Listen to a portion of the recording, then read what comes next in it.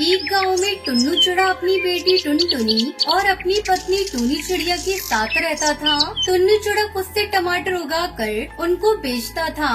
टुनटुनी को उसके पिता का काम पसंद नहीं था, क्योंकि उसके लिए बहुत मेहनत करनी पड़ती थी।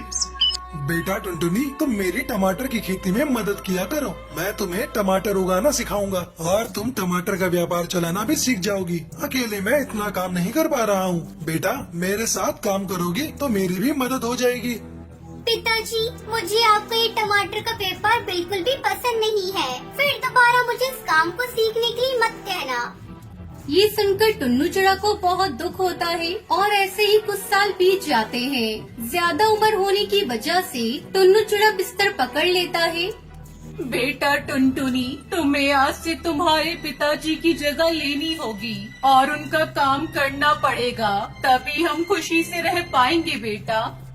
हाँ ठीक है माँ, सिर्फ आप ही के लिए मैं ये सब करूँगी, वरना ये सब करना तो मुझे पसंद नहीं है। ये कहकर वो टमाटर के खेत में जाती है और वहाँ से टमाटर तोड़कर बाजार में बेचती है। टमाटर ले लो, टमाटर, लाल लाल ताजा ताजा टमाटर ले लो। 1 किलो टमाटर कितने का है बेटा? 25 रुपए किलो है अंकल। अच्छा, 2 किलो लूँगा, 40 में दे दोगी? अगर आपको लेना है तो 25 में लीजिए, वरना यहाँ से जाइए, मैं किसी और को बेच दूंगी। ये सुनकर वो वहाँ से चला जाता है। सुबह से शाम हो जाती है, लेकिन टुनटुनी के गुस्से की वजह से एक भी टमाटर नहीं बिकता। वो घर आती है और अपनी माँ को सारी बात बताती है।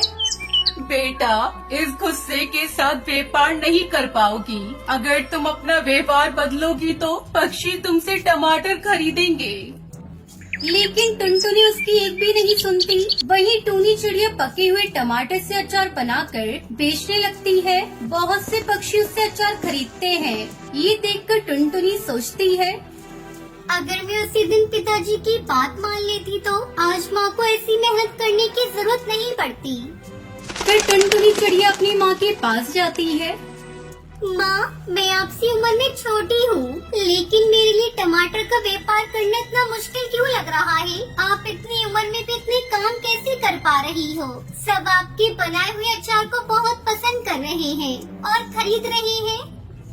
बेटा, अगर कोई काम करना हो तो उसे मन से करो, चाहे वो काम कितना भी मुश्किल क्यों ना हो, आसान बन जाएगा।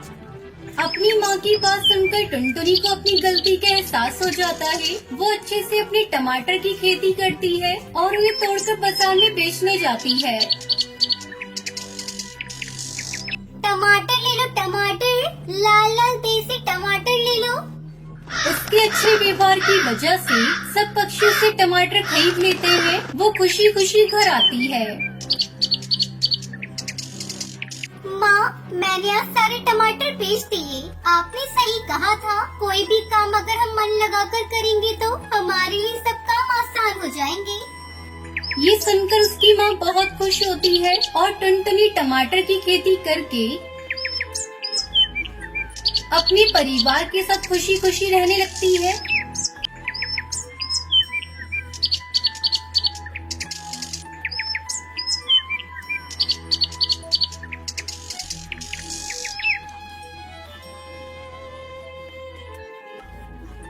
एक गांव में टुनटुनी चिड़िया अपनी दादी के साथ रहती थी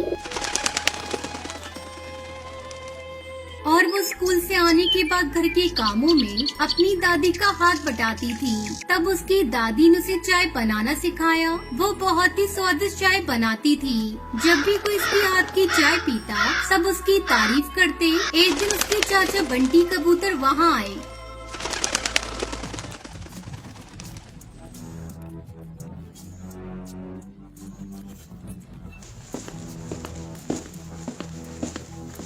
आहा टुनटुनी, तुम्हारे हाथों में जादू है। ये चाय सच में बहुत स्वादिष्ट है। धन्यवाद अंकल, मुझे खुशी है कि आपको मेरी चाय पसंद आई। मेरी चाय का स्वाद चखने वाले सभी पक्षियों ने मेरी बहुत तारीफ की है। टुनटुनी, तुम बाजार में चाय क्यों नहीं बेचती? मुझे यकीन है कि तुम इससे कुछ पैसे कमा सकती हो।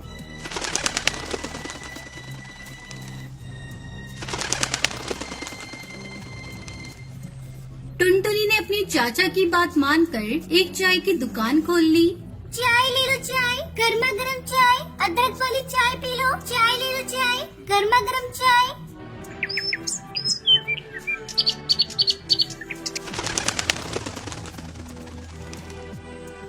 उसके चाय पीने के लिए गांव के मुखिया हरिया तोता वहां आते हैं।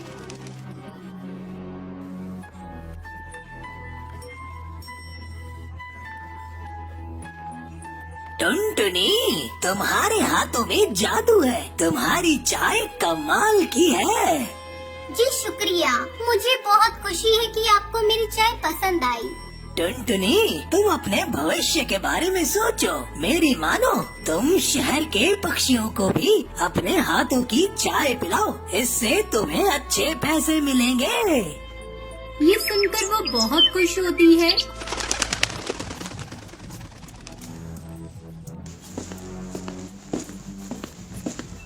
और मुखिया की बात मानकर शहर के टी स्टॉल पर काम करने लगती है। लेकिन वहाँ के चाय बनाने के तरीके को देखकर वो अपने गांव जाना चाहती थी। सर, मैं यहाँ काम नहीं कर सकती, मैं ये नौकरी छोड़ना चाहती हूँ।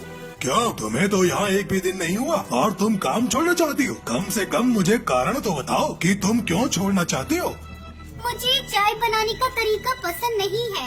चाय बनाने के लिए आप जिस दूध का इस्तेमाल करते हैं वो मिलावटी है, और साथ साथ जो चाय पत्ती, चीनी और कप इस्तेमाल हो रहे हैं वो भी गलत हैं। अच्छा, ये बात है। तो तुम हमें चाय बनाकर पिलाओ, जरा हम तो देखें कि चाय कैसी बनती है। ये सुनकर टुनटुनी अपने देसी तरीके और बहुत प्यार से चाय बनाती है, जिसे पीकर उसका मालिक बहुत खुश हो जाता है। अरे वाह टुनटुनी, मैं तुम्हें गलत समझ रहा था। मुझे सही में स्वाद बहुत पसंद आया, वाकई बहुत बढ़िया है। अब से हम तुम्हारे नुस्खे के अनुसार चाय बनाएंगे। ये सुनकर टुनटुनी बहुत खुश होती है और शहर के पक्षियों को अपने हाथ से चाय बनाकर चाय पिलाती। अब उसका शहर में भी नाम हो जाता है। ये देखकर उसकी दादी माँ उस पर बहुत गर्व करती है और टुनटुनी चाय बेचकर अच्छे पैसे कमाने लगती है।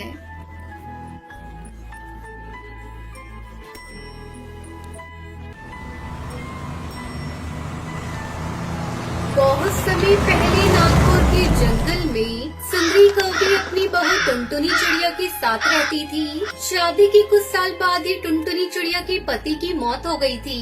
पति की मौत के बाद टुनटुनी चिड़िया ने कुछ गाय को पाल लिया और उसका दूध बेचकर घर का खर्च चलाने लगी। एक दिन, माँ जी, मुझे बहुत ही स्वादिष्ट दही जमाने आता है। मैं सोच रही हूँ दूध के व्यापार के साथ साथ क्यों न हम लोग दही जमा कर बेचें, हमारी आमदनी दुगनी हो जाएगी, फिर हम पूरी को अच्छी शिक्षा दे पाएंगे। अरे बहू, तुम्हारा विचार तो बहुत अच्छा है। ऐसा करती हूँ, मैं 2-4 गाय और खरीद लेती हूँ। अब दोनों सास बहू दूध के साथ साथ दही जमा कर बेचने लगी।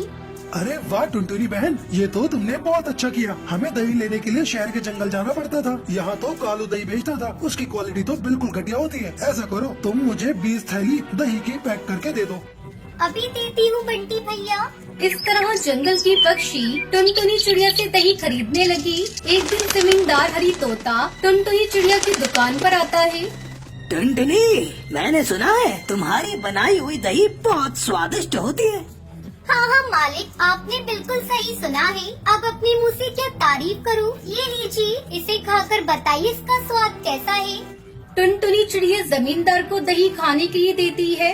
वाह वाह, इसका स्वाद बहुत लाजवाब है। बस मुझे ऐसे ही दही चाहिए। मेरे बेटे की शादी 2 दिन बाद है, मुझे दही बड़े बनवाने हैं, तो तुम मुझे 10 किलो दही दे देना। मिल जाएगा मालिक। ये सब देखकर कालू कौवा जल भुन जाता है। मैं इस टुनटुनी को नहीं छोड़ूंगा। इसकी वजह से मेरा धंधा चौपट हो गया। इसे तो मैं सबक सिखा कर रहूंगा। अगले दिन टुनटुनी चिड़िया अपनी सास सुंदरी कौवी के साथ मिलकर जमींदार के लिए दही जमाती है और उन्हें रखकर अपनी गाय को दाना पानी देने दोनों सास बहू चली जाती है। उधर कालू कौवा बहुत सारे नींबू लेकर टुनटुनी चिड़िया के घर आता है और उनका रस निकाल कर रख लेता है। घर में किसी को ना पाकर कालू कौवा बहुत खुश होता है। अब देखता हूँ यह टुनटुनी चिड़िया जमींदार को कैसे दही देती है। जब ये कड़वे दही बड़े जमींदार के मेहमान खाएंगे तो थू थू करने लगेंगे।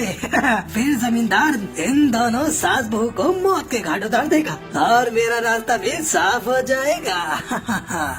इस तरह कालू कौवा साथ में लाए हुए नींबू के रस को सारे दही में मिला देता है और चुपचाप वहाँ से चला जाता है। थोड़ी देर बाद दोनों सास बहू गाय को दाना पानी देकर घर वापस लौटती है। माँ जी अब जल्दी चलिए, हम लोग हरिया काका के यहाँ ये सारे दही के पैकेट पहुँचा देते हैं। तभी भूरी चिड़िया स्कूल से घर वापस आ जाती है। माँ मुझे ये दही दो ना, मुझे भी दही खाना है। टुनटुनी चिड़िया भूरी को एक पैकेट दही दे देती है। जैसे ही वो दही खाती है अत्तू, माँ ये दही तो बहुत कड़वा है। फिर टुनटुनी चिड़िया दही को टेस्ट करती है। हाँ माँ जी, ये दही तो सचमुच में कड़वा है। अब हम लोग क्या करेंगे? टुनटुनी चिड़िया भगवान का नाम लेकर दही के पैकेट को आंगन की मिट्टी में दबा देती है। हे भगवान, अब हमारी इज्जत आपके हाथों में है। किसी तरह जमींदार हरिया सेठ के कहर से हम लोगों को बचा लेना। अगले दिन टुनटुनी चिड़िया अपने आंगन में जाती है और बहुत सारे दही के पैकेट पेड़ पर लटकते हुए देखकर हैरान हो जाती है। हे भगवान, आपने मेरी लाज रख ली। माँ जी जल्दी आइए, ये देखिए आंगन में चारों तरफ दही के पैकेट उगे हुए हैं। फिर जल्दी जल्दी दोनों सास बहू दही के पैकेट को तोड़ती है और जमींदार के घर पहुंचा देती है। उस दिन के बाद से टुनटुनी चिड़िया उस पेड़ पे लटकते दही के पैकेट को भी अपनी दुकान पे बेचने लगती है। सभी उस दही को खाकर तारीफ करते हैं। इस तरह टुनटुनी चिड़िया अपने परिवार के साथ खुशी खुशी रहने लगती है।